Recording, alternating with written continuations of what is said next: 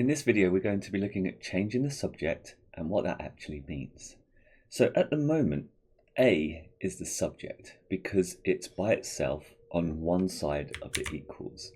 It could be this way round, and that would still make A the subject. So it just simply means isolating one of the letters, putting it by itself.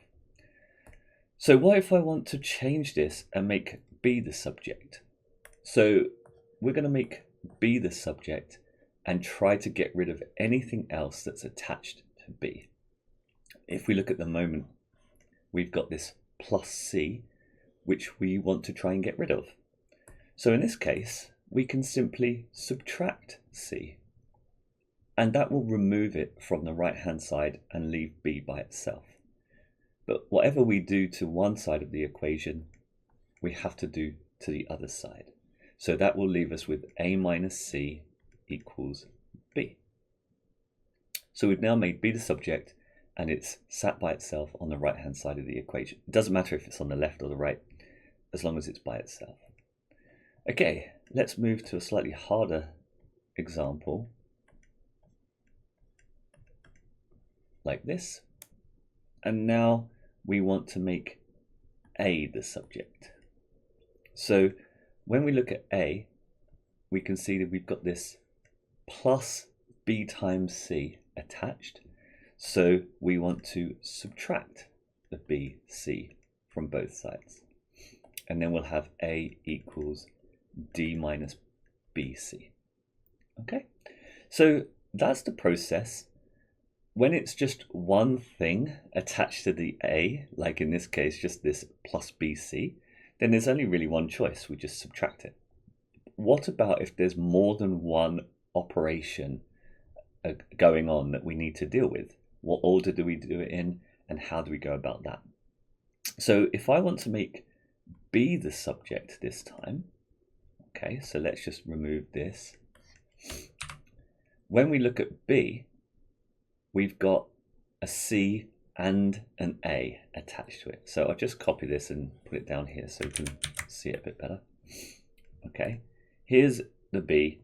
We've got this and this attached. And a lot of students don't know the order in which to do these operations. So when you think of the order in which to do things in maths, we should think of BIDMAS. Okay, and with this process, we're actually reversing BIDMAS. So you can work backwards, or I like to write down SAMDIB, which is just BIDMAS backwards, and we can then see what is attached to the B from BIDMAS. So we have this add A, so we're plussing the A, and what is the C doing? It's multiplying the B.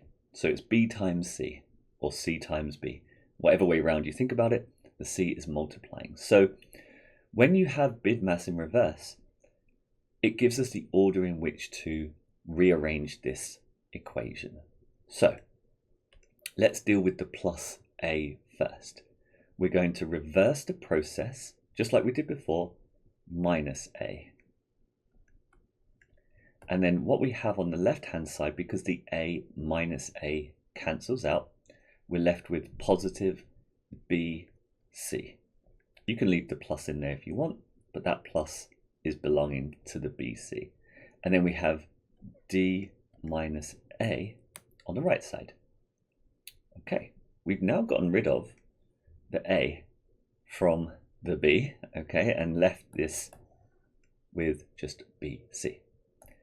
Now we can deal with the times C, and we're going to divide by C, because multiply and divide are the opposite of each other. So divide by C, that will cancel these, so that will make the C disappear, and we'd be left with B.